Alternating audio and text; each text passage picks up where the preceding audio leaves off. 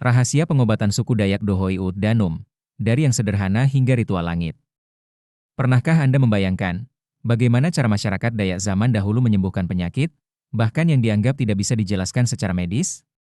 Dalam tradisi suku Dayak Dohoi Ut Danum, pengobatan tidak dilakukan secara sembarangan.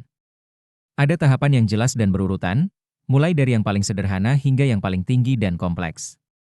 Setiap tahap tidak hanya menunjukkan tingkat keparahan penyakit, tetapi juga mencerminkan usaha penyembuhan, baik secara fisik maupun spiritual. Tahap pertama disebut Bokomok. Ini adalah bentuk pengobatan paling sederhana.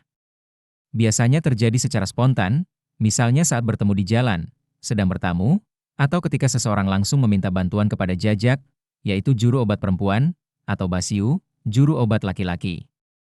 Pada tahap ini, penyakit yang ditangani umumnya masih ringan, sehingga tidak memerlukan syarat atau persembahan apapun. Kemudian masuk ke tahap kedua, yaitu nyandah. Pada tahap ini, pemeriksaan sudah lebih serius dibandingkan Bokomok, meskipun masih tergolong ringan. Mulai ada persembahan sederhana, biasanya berupa telur ayam. Persembahan ini menjadi simbol kesungguhan dalam memohon kesembuhan. Tahap berikutnya adalah Hobolian, yaitu pengobatan tingkat lanjut.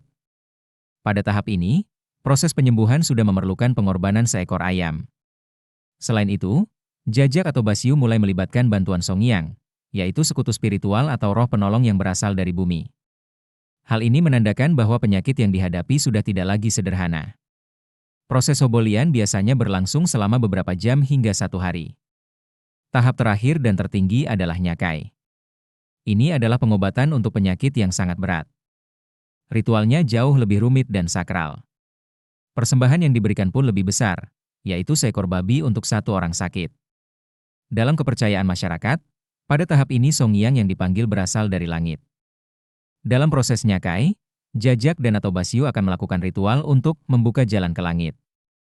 Mereka menggunakan titing, yaitu tali yang dihiasi berbagai pernak-pernik adat, serta konyanang, kain berwarna-warni, terutama merah, yang berfungsi sebagai sarana simbolis agar Songyang dapat turun dan membantu penyembuhan. Awalnya para jajak dan atau basiu akan melakukan ritual nimang, tabuhan dan ritual adat dengan kotambung, tifa, sambil menyanyikan lagu adat berbahasa Songyang, berbeda dari bahasa sehari-hari, untuk meminta tolong kepada Songyang yang di langit, agar sudi turun ke bumi dan membantu juru obat itu secara gaib.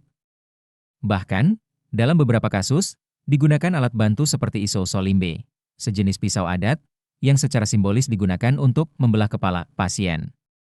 Tindakan ini dimaknai sebagai upaya mengeluarkan sumber penyakit, seperti batu atau unsur gaib lainnya. Proses Nyakai tidak berlangsung singkat. Ritual bisa berjalan selama beberapa hari, bahkan hingga 1 minggu, dan mencapai puncaknya pada hari yang disebut Ondo Lehkasj, yaitu hari pelaksanaan acara utama atau puncak acara. Perlu dipahami, pada tahap Hobolian dan Nyakai, penyembuhan sudah melibatkan Songyang, sekutu spiritual. Perbedaannya terletak pada asal kekuatan tersebut. Hobolian melibatkan Songyang dari bumi, sedangkan Nyakai melibatkan Songyang dari langit.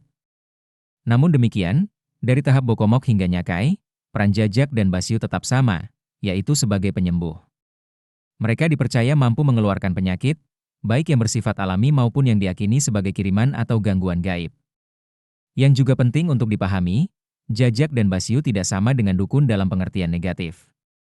Mereka tidak mencelakai atau membunuh, melainkan sepenuhnya berperan sebagai penyembuh yang menolong sesama.